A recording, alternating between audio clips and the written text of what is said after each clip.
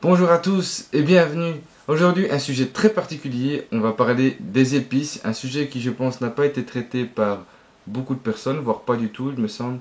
Pourtant, c'est très intéressant et très important de s'y intéresser. Pourquoi? Eh bien, tout simplement parce que quand on respecte une diète, arrivé à un moment, on en a marre. Enfin, le goût, manger des aliments sains, ça n'a pas de goût, ça n'a pas de plaisir. Enfin, on se comprend. Du riz et du poulet tous les jours et des haricots, je doute que ça a un meilleur goût qu'une pizza par exemple, je sais pas. Hein. Alors pour ce faire, pour pallier à ce défaut, on utilise des épices, pas de sel. Hein. Attention les amis, pas de sel, jamais de sel. Enfin jamais. Il faut en mettre le moins possible. Pourquoi? Parce que le sel fait de la rétention d'eau et ça engendre d'autres problèmes. Enfin, évitez le sel à tout prix. Sinon, il y a d'autres épices avec lesquelles vous pouvez parfumer vos plats hein, à volonté, il n'y a pas de souci. Alors, la première épice, c'est le basilic. Alors le basilic c'est une herbe très efficace, anti-inflammatoire et c'est surtout une excellente source de bêta-carotène et d'antioxydants. Il prévient de beaucoup de maladies, certaines peuvent être cancérigènes. C'est aussi, dû à sa couleur verte, il est aussi riche en vitamine K. Il est riche en calcium et en magnésium. Il prévient aussi des maladies cardiovasculaires, donc très intéressant. C'est une excellente source de fer aussi les amis. Et les amis, le fer, il y en a beaucoup d'entre nous qui sont en carence de fer.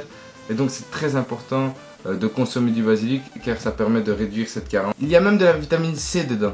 Donc les amis, vous l'avez compris, c'est à consommer sans modération, aucun effet néfaste.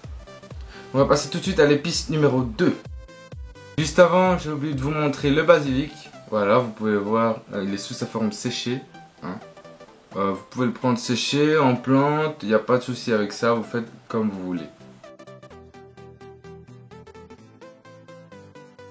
Deuxième épice, c'est la cannelle. Et oui les amis, la cannelle, c'est un des plus puissants antioxydants. La cannelle permet efficacement de stabiliser le taux de sucre dans le sang, ce qui est très bon parce que c'est ça qui va sécréter l'insuline et va nous faire prendre de la graisse, d'un côté. Mais aussi pour les diabétiques de type 1 et 2, ça permet de réguler le taux de sucre dans le sang et donc moins faire monter la glycémie. Et donc c'est tout bénéfique pour les diabétiques aussi.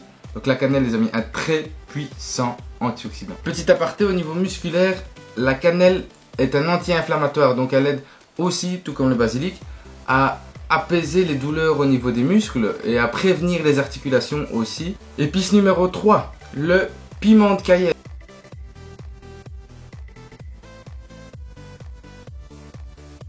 C'est un brûle-graisse naturel car il va élever votre métabolisme et donc on sait que c'est par ce biais qu'on brûle beaucoup plus de graisse. Plus le métabolisme est élevé et plus on brûle de la graisse. Il stimule aussi des enzymes digestives de l'estomac, ce qui donc en gros c'est très bénéfique pour votre estomac, ça l'apaise aussi.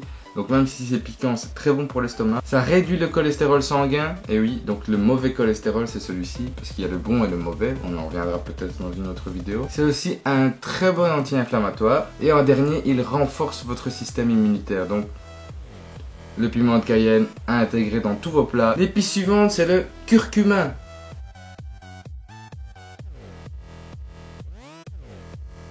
Le curcuma. Curcuma ou curcuma? Franchement, aucune idée. Enfin bref, le curcuma, c'est un piment jaune. Un petit piment jaune. C'est un très bon anti-inflammatoire. Il rivalise aussi contre certains médicaments. Il améliore la fonction du foie. Il est donc à consommer sans modération.